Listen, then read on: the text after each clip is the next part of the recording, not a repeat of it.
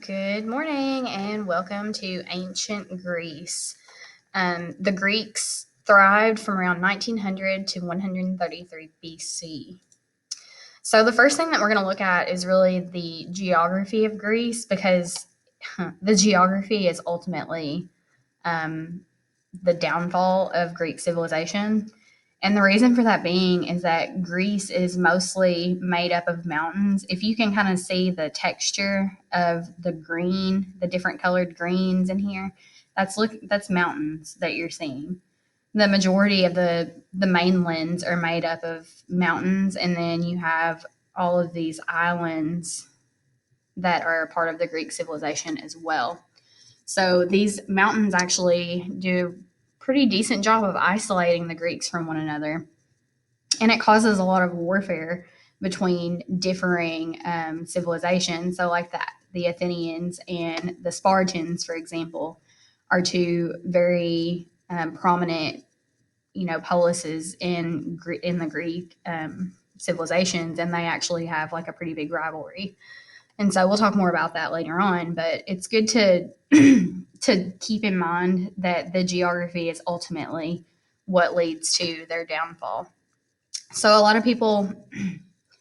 um, a lot of the Greek people that live in these islands, due to the fact that they're all still Greek, they identify as Greek, even if they don't necessarily share the same cultures and traditions, even if they don't get along all the time, they still are able to sail around quite a bit because they obviously are on these islands.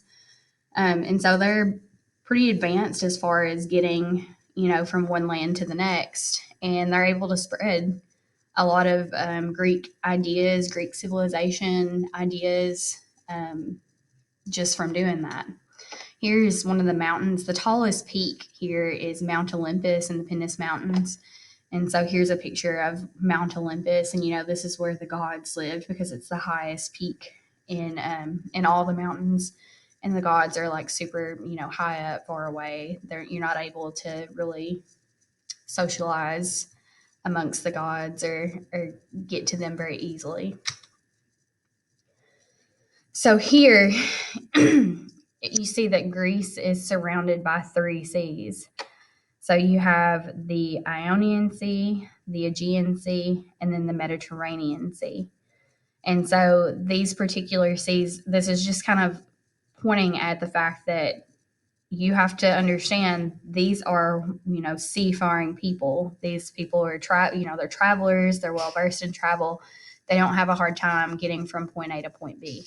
And some of them even travel as far as Egypt, and some of them might learn from the Egyptian culture. You've got some that travel and trade over here in Algeria. It just really depends on like where you are. If you're one of those islanders and you're pretty uh, pretty skilled in seafaring. So this is what a lot of the coast of Greece looks like. You don't really have a lot of the sandy beaches like we have here in when you go to the Gulf Coast, where you have just sandy beaches where you can lay out and tan and hang out. You've got a lot of like rocky mountainous type cliffs that are not very easy to get to. But you can see the waters are all like this really pretty blue color. They all have this tint to them. So yeah, this is what a lot of the geography consists of. So the very first group in Greece, or the earliest group in Greece that we know of, are the Minoans. They were a Bronze Age civilization, and they were established on the island of Crete from 2800 BC to 1450 BC. Doesn't seem like a long time, but it is a very long time. They weren't Greek, but they had a really big influence on the Greek people who lived on the mainlands. So the remains of this palace, which is the Palace of Knossos, revealed a rich culture. They were, a far-ranging sea empire. They traded. They were able to come into contact with lots of other civilizations. Their ships sailed to Egypt as well as like southern Greece. They traded pottery and gold and silver for other things. And the palace at Knossos is known as like the royal seat of the kings. So the island here has a really large coastline, and it's very close to this mainland here. So you can see how they're able to kind of like influence a lot of the mainland culture here. So Knossos is like this big, grand, beautiful palace where the kings all are seated. There's intricate, beautiful paintings all over the wall. This video just kind of shows you. It's a video game. I don't remember the name of the video game off the top of my head, but there's a video game that's actually like in the palace of Knossos, and it shows kind of the remains and the ruins and some of the like features of the building. So it's kind of cool to be able to like take a trip through it or play a game as you're in it. So the Minoans suffered a really sudden and catastrophic collapse due to either a catastrophic tidal wave from a volcanic eruption or from an invasion from the Mycenaeans. So we don't really know exactly what happened to them. We just know that their civilization basically caused like this big collapse and ceased to exist. The Mycenaeans were prominent from 1600 BC to 1100 BC, and they're considered the first Greek state. So the Minoans are not considered Greek. They were on the island of Crete. The Mycenaeans are the first Greek state. So they're made up of powerful monarchies. They reside on hilltops, surrounded by large stone walls, so they're able to defend themselves. They were really fierce warriors and extensive traders.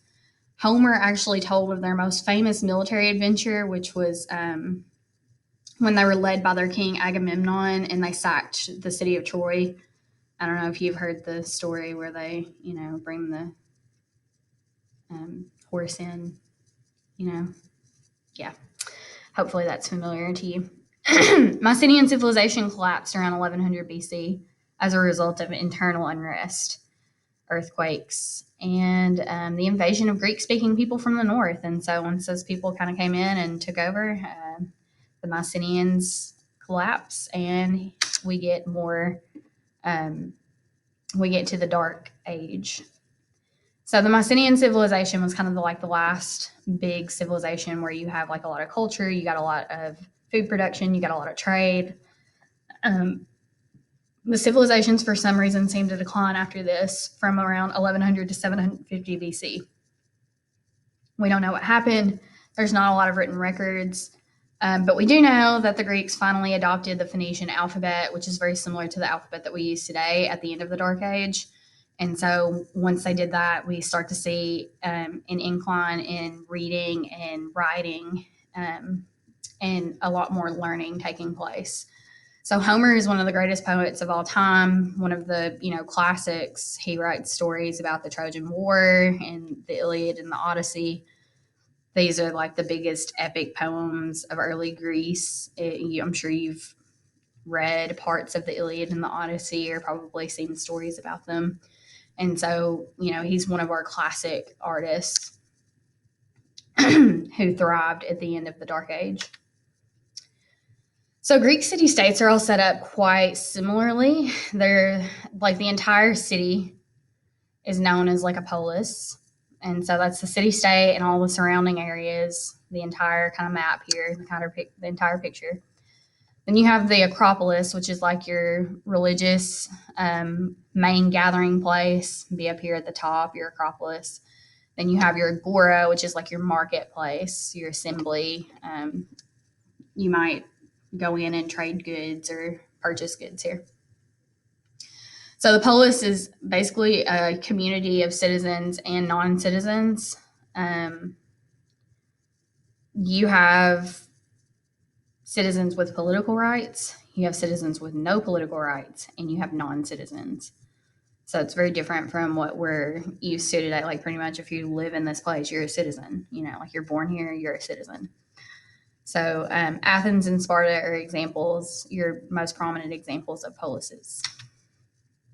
So the polis was a community of people who shared a common identity and common goals. They were consisted of citizens with political rights, which are your males. You have no political rights, which are your women and children, go figure. And then your non-citizens, which are just like slaves, farm laborers, random aliens that have come from other areas. So citizens were loyal to only their city-states. They distrusted other city-states. Greece was not a unified nation. Even though they were all Greek, they were not really like all friends. It's not like everybody got together and had like, this great big party once a year or anything like that. The Polis also had a military system based on hoplites. They marched into battle from shoulder to shoulder in a rectangular formation known as the phalanx. And if you've seen about the 300 Spartans, like you see them kind of training and battling in that formation. This is what it looks like. They're like, close together. They put their shields together so that they're one solid unit, and they protect one another this way. It's a very effective way to battle and save most of your men.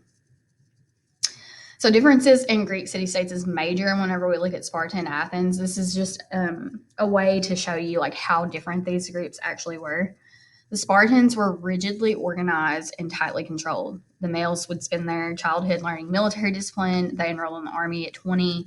They lived in the military barracks until 30, whether they were married or not. Women, on the other hand, lived at home. They had greater freedom of movement and greater power in the household than the other Greek women did, because obviously, they're at home taking care of everything while the men are in the military barracks. So like they get a little more freedom.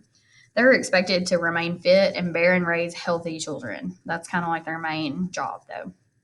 Sparta is an oligarchy. So they would have 2 kings, and then they would have a council of 28 elders. So their elders were all considered, like over 60. That's elderly for this time.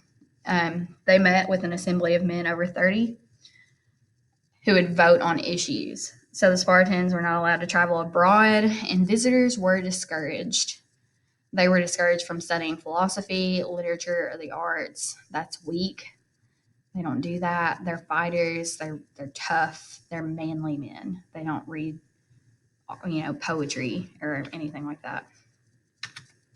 In Athens, on the other hand, you have a direct democracy where male citizens participate in political affairs like directly. Family is important. They are, dependent on relatives. Slaves are regarded as part of their families. Family's main function is to have children, so that's a similarity that they have. Women who were citizens could take part in religious festivals, but they were otherwise expected to stay home and out of sight.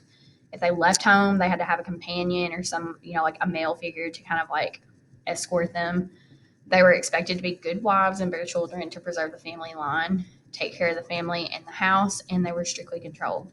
Women could not own property other than personal items, and they always had to have a male guardian. So your husband's your male guardian. If you don't have a husband, your father's your male guardian. If your father has passed away, then your brother's your male guardian. Like, you always have a male guardian. They were given no formal education, and they did not work outside the home unless they were poor and they had no other choice. So very different compared to the women in Sparta. So the Persian Empire bordered Greece. And because of this, you have a lot of like fighting, between the Persians and the Greeks. In 490 BC, the Persians landed on the plain of Marathon, which was 26 miles from Athens. When you run a marathon, you run 26 miles. Fun fact. So the Athenians were outnumbered, but they defeated the Persians. According to legend, news of Persia's defeat was brought by an Athenian runner named Phidippides, who raced from Marathon to Athens. So he ran 26 miles, announced the victory that they had won, and then dropped dead. So today's marathon race is based on this story. Xerxes became the new Persian ruler in 486 BC and planned to invade Greece again. The Greeks united under the Spartans. They decided that they would put aside their differences and fight together under the Spartans. The Athenians developed a navy of 200 vessels in preparation so they could take on the Persians from waterways as well. So the Greeks were finally united under a common goal, and that was to defeat the Persians. So other than this, they hadn't really been one united kind of nation before. So Xerxes led forces of 180,000 troops and thousands of warships and supply vessels to invade Greece. 300 Spartan soldiers tried to delay the Persians at the pass of Thermopylae. When told that the Persian arrows would darken the sky in battle, one Spartan supposedly responded, That's good news. We will fight in the shade. If you've seen the movie 300, I think they actually make a reference to that quote. Unfortunately, there was a traitor who actually told the Persians how to use a mountain path to outflank the Greek force, and so the 300 Spartans were defeated. The Athenians abandoned their city, but they managed to defeat the Persians with their fleet of vessels, thankfully. In 479 BC, the Greeks formed the largest Greek army and defeated the Persian army at Plataea. So then comes the age of Pericles. Athenians took over the leadership of the entire Greek world after defeating the Persians. The Athenians were superior now because the Spartans had kind of like fallen at the Thermopylae Pass.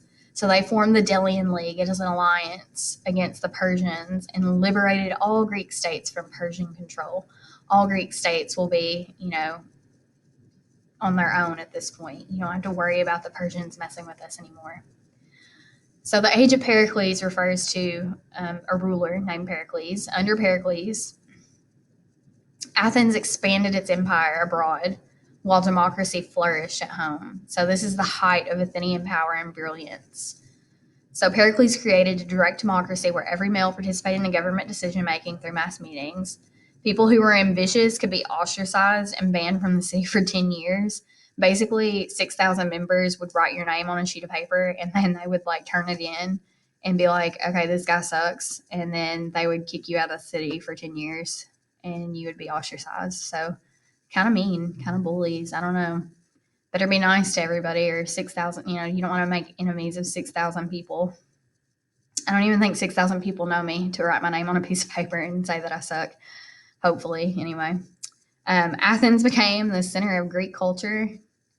Temples and statues were rebuilt. Art, architecture, and philosophy flourished because, the Spartans didn't really believe in that kind of stuff. So when the Athenians became the powerful kind of polis of Greece, that's whenever we get the culture, the architecture, the beautiful, artwork that we know. So then comes the Great Peloponnesian War. The Greeks are divided between Athens and Sparta after the Persian War. So a series of disputes eventually led to the Great Peloponnesian War of 431 BC. This is whenever Athens and Sparta basically get tired of each other. Athens is showing off, acting like they're bigger and better than the Spartans, and the Spartans are like, you know what, we're done with you. We're going to fight. So unfortunately for the Athenians, because, they all lived in this polis, a third of their people actually die in a plague. And whenever they are killed, that kind of hurts their population and, the people that they have to fight. So even though Athens had a really strong navy and Sparta had a strong army, if you don't have soldiers to fight, they're all dying in a plague. That's going to cause problems. So Pericles also died the following year, and you get new rulers and new policies. So this war between the Athenians and the Spartans goes on for 25 years. They literally just constantly fight each other for 25 years. Athens' fleet was eventually destroyed, and then Athens had to surrender. So the whole point of me telling you this, is that the Greeks focused so much on fighting each other that they didn't even pay attention to the Macedonians in the north. They didn't even realize they were fixing to be conquered by the Macedonians. Had they been focusing on building and becoming a greater nation instead of fighting each other, then maybe they would have been able to defend themselves against the Macedonians. Alexander the Great is part of Macedonia, FYI. But Alexander the Great actually comes in and he embraces Greek culture, and he's able to help spread Greek culture and so on. Religion, on the other hand, we can't talk about Greeks without talking about religion. It affected every aspect of Greek life. Religion is necessary to the well-being of the state. Temples are dedicated to gods and goddesses. There's major buildings in Greek cities to get dedicated to these gods and goddesses. There are 12 total that were thought to live on Olympus. So you've got Zeus, obviously the chief god. Let me tell you, Zeus is not really this happy-go-lucky kind of guy that everybody sees in, the Disney movie Hercules. Zeus is actually kind of psycho. He actually rapes a lot of women. There's actually a story where he uniquely, it's a unique rape story. Okay, so you learn something new every day. This is history. I'm trying to enlighten you all since you're at home having to listen to me. So he actually thought that, if he thought a woman on earth was, like a mortal woman was beautiful, he would basically disguise himself as someone else and like try to win her over so that he could woo her and, make love with her, whatever. So there was one woman that he really liked. And instead of like, becoming someone else or like showing himself to her, he rains down on her in the form of a golden shower and gets her pregnant. Yeah, true story. So like she's a virgin, she's never like been with anyone, and he like essentially pees on her and gets her pregnant. So yeah, anyway, Zeus is kind of a perv, and so there's that. Athena is the goddess of wisdom that we know of. Apollo is the god of the sun and poetry. You got Artemis, who is the goddess of the moon and the hunt. Ares is the god of war. Aphrodite is the goddess of love. And then you've got Poseidon, god of the seas and earthquakes. So Aphrodite, the birth of Aphrodite, I don't know if you guys like know, she was like actually born of the sperm of her father in the sea. So like, I need to pull up the picture. I'll have to pull up the picture later and show you. I'll have to post it. I'm sorry, it's too much, but I'll just make a little fun post for you about Aphrodite. We'll come back to her. So ancient Greece, when we look at temples, like they're the most important part of architecture in Greece. The Parthenon is probably the greatest example of like classic Greek, of a classic Greek temple. And so you have like these columns. A lot of our government buildings are based off of Greek architecture. Go figure. Sculpture is also a major part of classical Greece. Here we have this beautiful like artwork of men, and they're very realistic looking. They do a really good job. The only thing that I would say is they kind of like buff men up a little more than they probably actually are. Like, do you think everybody had these abs? I don't know. So, they're lifelike. They exemplify the human body. Basically, they're just trying to make the human body look perfect. History is also born in Greece. Thank you, Greeks, for writing down history. Herodotus is known as the first historian, and he writes the history of the Persian Wars. It's considered the first real history that was ever written. Thucydides is another great Greek historian.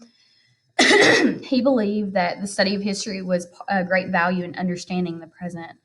And he's not wrong, people. History is very valuable. I understand that not everyone loves history, but it is valuable in studying human culture to understand like why we're here, like what is our purpose?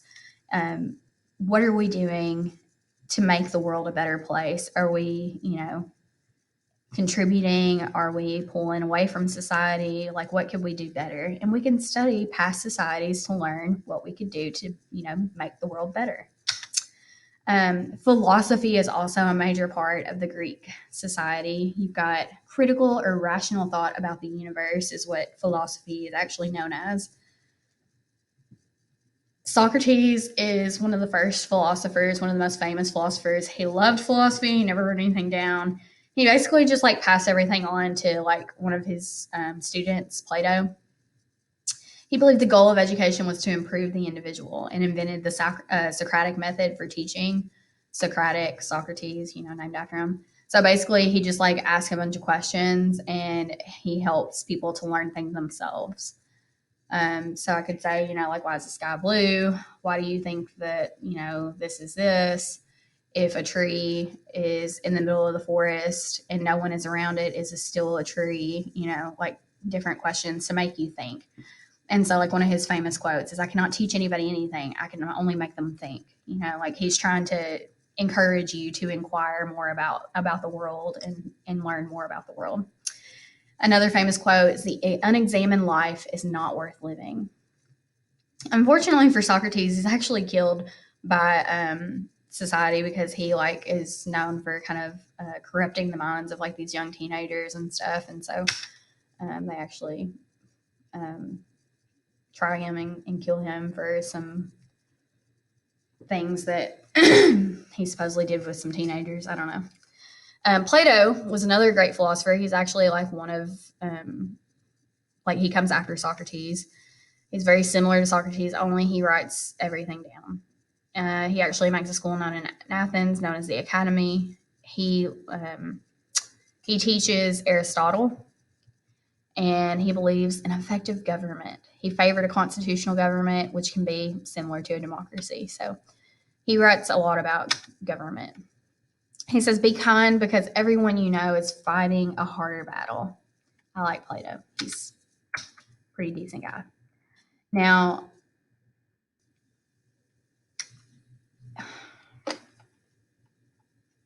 I'm sorry, I messed up. Play. Okay. Anyway, Socrates, Plato, and then Aristotle. So Aristotle learns under Plato. Aristotle is actually the teacher of Alexander the Great. Good to know. Don't forget it. Just throwing that in there. I didn't add it to your notes, so sorry. But you know.